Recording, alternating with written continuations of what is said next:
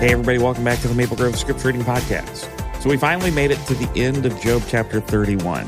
And really, we're at the end of something even larger than that, but we're going to get to that.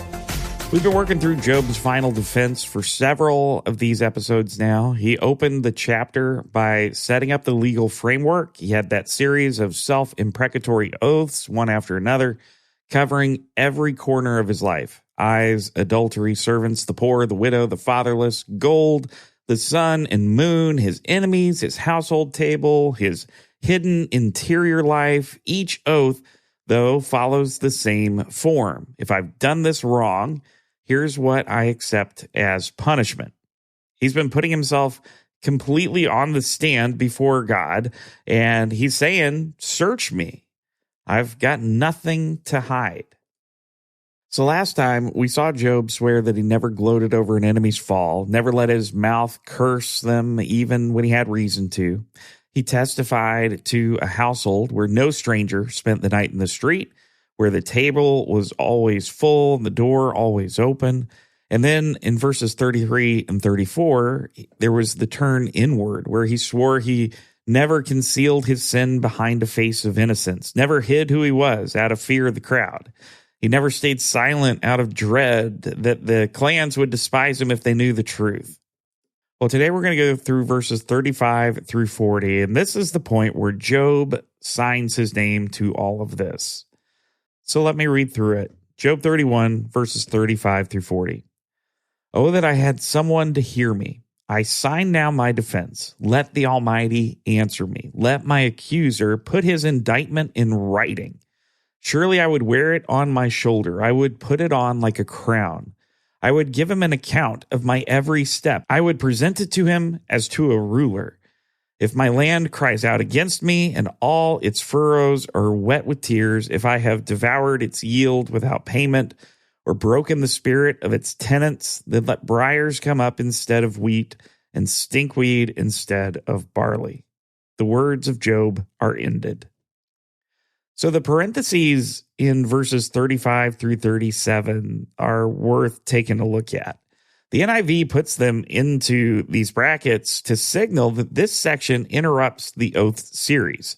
It's a different register than the legal declarations around it, so Job's breaking the form.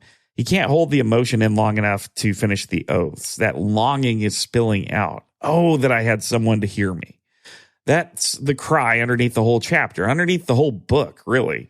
Job doesn't want to win an argument. He doesn't want vindication in like the abstract. He wants a hearing. He wants someone, specifically God, to actually listen, to sit across from him and say, go ahead, I'm listening, make your case. The friends haven't done that. They've listened in order to respond, listened in order to find the opening for their next accusation. Job wants something different. He wants to be heard. And then right on the heels of that longing, he does the thing. He signs his name.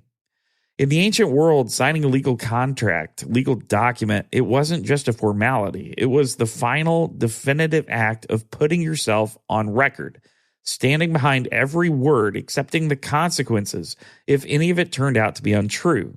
The word in Hebrew is literally the letter Tav, which is the last letter of the Hebrew alphabet, which in ancient Hebrew script was written as kind of like an X-shaped mark. It was the equivalent of signing your name with a cross, a mark that said, this is mine. I own every word of it. Job's been building to this moment for 31 chapters. The entire book up to this point has been leading here to the moment when Job stops complaining, stops arguing with his friends, stops oscillating between despair and protest, and instead files a formal document. He takes everything he has said in this chapter, puts the mark of his name on it, and submits it to the court. And then he makes two demands. Let the Almighty answer me, and let my accuser put the indictment in writing. Both demands are doing the same thing. Job is insisting that this become formal. The accusation against him, embedded in his suffering, implied by his friends, hanging in God's silence, that has been shapeless so far. You can't answer a shapeless accusation. You can't defend yourself against a charge that nobody will state clearly. So Job says, Write it down, formalize it. If God or whoever is behind this wants to accuse me, let them put it in writing so I can see it. And then we get to verse 36 where he says, if his accuser put the indictment in writing, he would wear it on his shoulder. He would put it on like a crown. He wouldn't hide it. He wouldn't respond privately. He wouldn't quietly dispute it. He would wear it publicly on his shoulder where everyone can see. Like a crown, which is, the thing a king wears as a sign of his office and his honor. Think about what that reveals. A guilty person who is served with formal charges does everything they can to suppress them, to minimize them, to keep them out of the public eye. The shame of the indictment is the threat. The accused person's goal is to make it go away. But Job wants the opposite. Give me the written charges, he says, and I'll put them on display.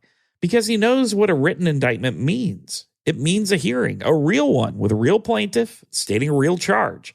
And in a real hearing, Job is confident he can answer every count.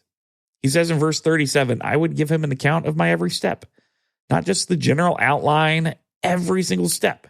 Nothing redacted, nothing skipped over. He would come before God the way a subject comes before a ruler, openly, completely, and with full disclosure. The confidence here isn't arrogance. It's the confidence of a man who's already examined his own life in exhaustive detail across 31 verses, found nothing that would hold up in court, and now just wants the hearing that he's convinced will confirm what he already knows. And then, almost as if Job catches himself, he remembers that there's one more item on the list. So he returns to the oath series and finishes it with the land oath. If his land cries out against him, if the furrows are wet with tears, the image of a land that has been treated unjustly, literally grieving what has been done to it. If he devoured the yield without paying for it or broke the spirit of the tenants who worked it, then let briars come up instead of wheat, stinkweed instead of barley. So the land oath is completing the legal frame that we've been going through. This oath series that started in verse 1 with the covenant of the eyes is now finishing.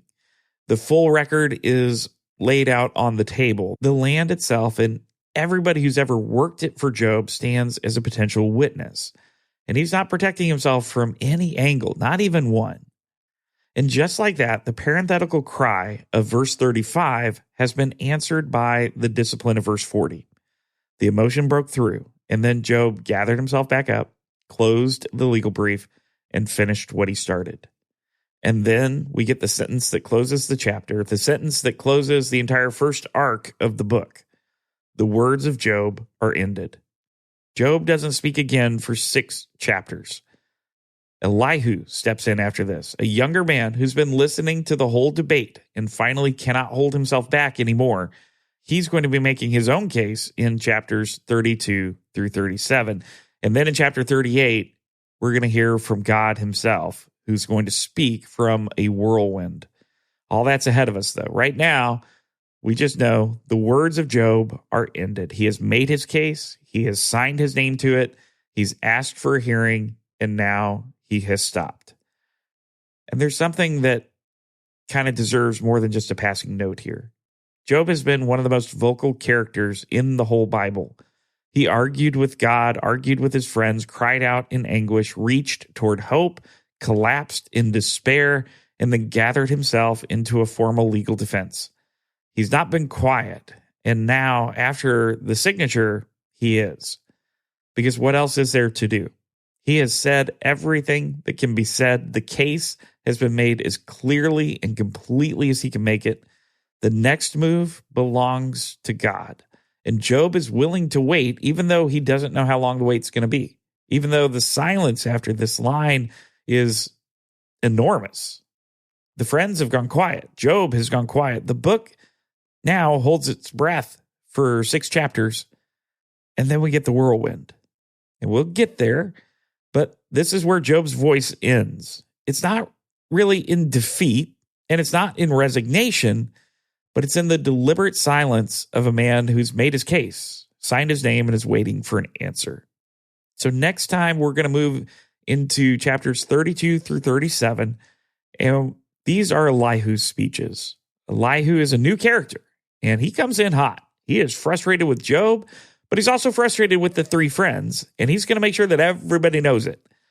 He's younger, he's been waiting his turn, and he's got a lot to say. So we're going to take it verse by verse, the same way that we've been doing, and we'll start just with the little bit of an introduction next time when we get back in to chapter 32. All right, I hope you have a great day, and we'll talk again soon. God bless.